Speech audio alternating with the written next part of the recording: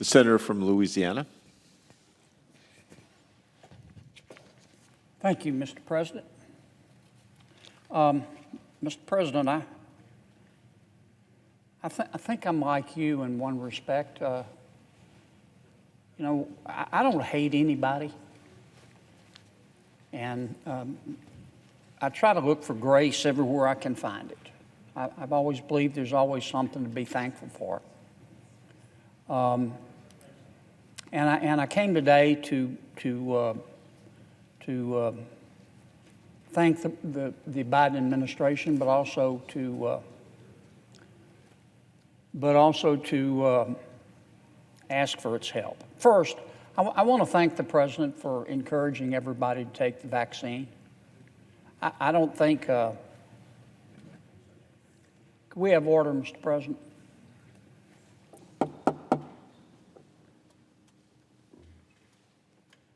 I don't think anybody should be required to take the vaccine, and I'm not saying President Biden does, but he and his team have been very aggressive in encouraging Americans to take the vaccine, and I think that's the proper approach.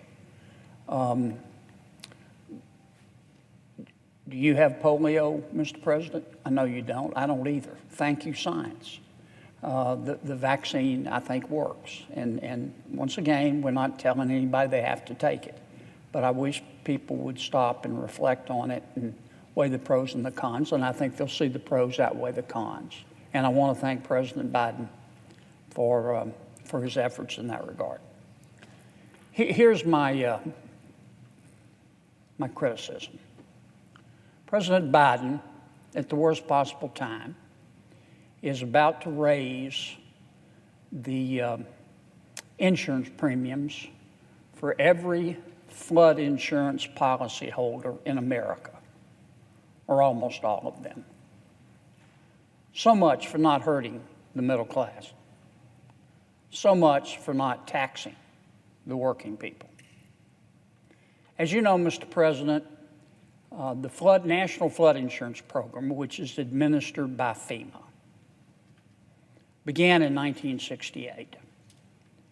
Many people don't know this, but if we own a home and we have homeowners insurance, our homeowners insurance doesn't cover flooding. And if we do want flood coverage and we call our agent and ask us to place our flood coverage with a private company, they're very difficult to find. Almost no private companies offer flood insurance. So in 1968, the United States Congress decided to form the National Flood Insurance Program and have FEMA administer it. We insure through our National Flood Insurance Program, which once again is the almost exclusive source of flood insurance for the American people.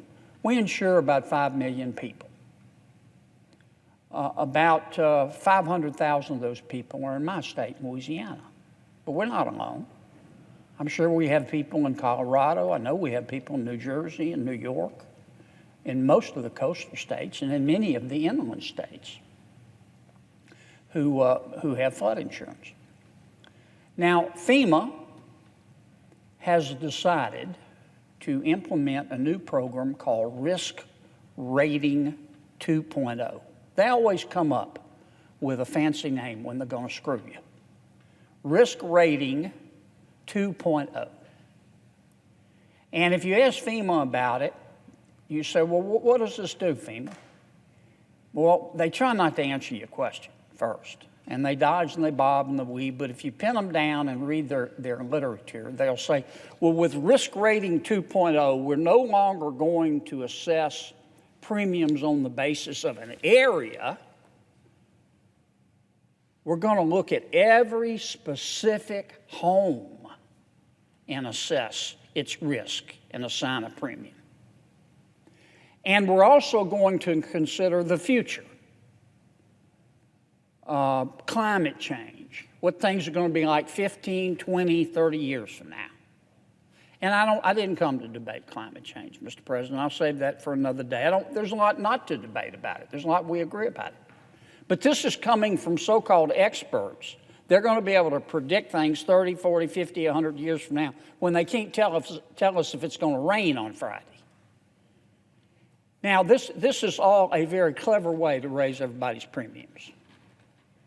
As best I can tell, about 80% of the people in my state who have to have flood insurance are going to see their rates go up. And FEMA's probably going to start by doing a little bit the first year. And they're going to say, see, we told you that wasn't going to hurt. But then they're going to do it the second year, and the third year, and the fourth year, and the fifth year, and the sixth year. And some of FEMA's minions who are advocating this say, well, Kennedy, it's not right for the American people to be subsidizing wealthy people who have 2 or 3 homes and one of which is on the beach. I agree with that. But that's not my people. That's not my people. My people who have flood insurance get up every day, go to work, obey the law, pay their taxes, try to do the right thing by their kids. They try to save a little money for retirement, and their biggest financial asset is their home. And through Risk Rating 2.0, or what other clever name they call it, when they start raising premiums, a lot of my people can't afford it, and it's going to impact the value of their home. They're going to lose equity in their most valuable asset, and they're not going to be able to sell it. And you don't have to be Einstein's cousin to figure this out. FEMA knows what it's doing. Now, you would think this is the most dramatic transformation and change to the National Flood Insurance Program since 1968. You would think that Congress would have something to do with it, Mr. President. Wrong. FEMA's doing this on their own. The first increases for new policyholders are going to take effect in October. For everybody else, in April of 2022. And you go to FEMA and you say, can we talk about this? No. Read our pamphlet. They haven't had any public hearings. They haven't allowed the public to comment. They hired a very expensive consultant. They love expensive consultants at FEMA. The more expensive, the better. The more expensive the lawyers are, the better. They've hired a consultant to try to cover their tracks on what they're doing here. This is just a flat-out rate increase. Insurance companies help FEMA administer the program. FEMA has told, we found out, the insurance companies, we can't tell you about the program, the new program, unless you sign a non-disclosure agreement, because we don't want you to tell anybody. I mean, President Biden's FEMA is just going to drop this on us. And it's not just Louisiana. Now, and look, this does involve Louisiana. I mean, last year, my people, we got hit by 2 major storms. We got hit, by, like a lot of states, by an ice storm. Right now, South Louisiana's, a big portion of it's underwater. We just got hit with between 8 and 20 inches of rain. And we have people who are flooding who are not even near a body of water.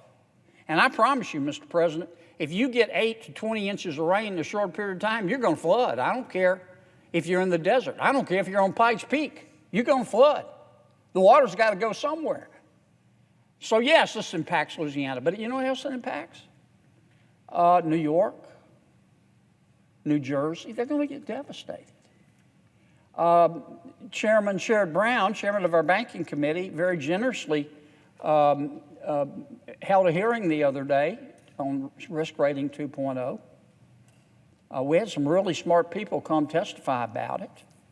Of course, FEMA wasn't there. You can't find FEMA with the search party. You can't find FEMA with Google. They're nowhere to be found. They don't want to answer questions. But we had a very intelligent, impressive lady from New York, I'm sorry I've forgotten her name, who testified very eloquently about how this rating increase across the board, willy-nilly, arbitrary, capricious, we don't have any input, is going to devastate New York. And I'm just very disappointed, Mr. President. And I'm asking President Biden today to pick up the telephone and call his new FEMA director and say, slow down here. At a minimum, Don't treat the American people like morons.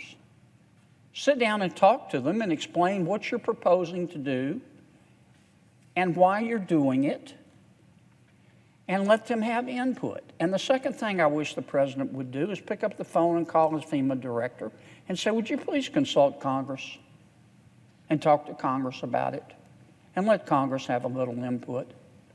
Because last time I checked, there are 3 branches of government. And this is unilateral action by one federal agency.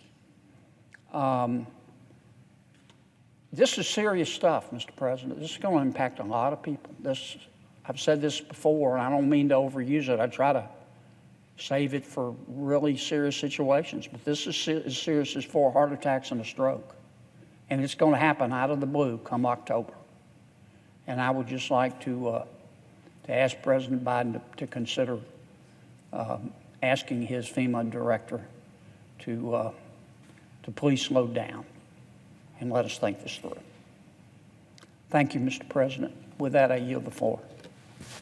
Or suggest the absence of a quorum.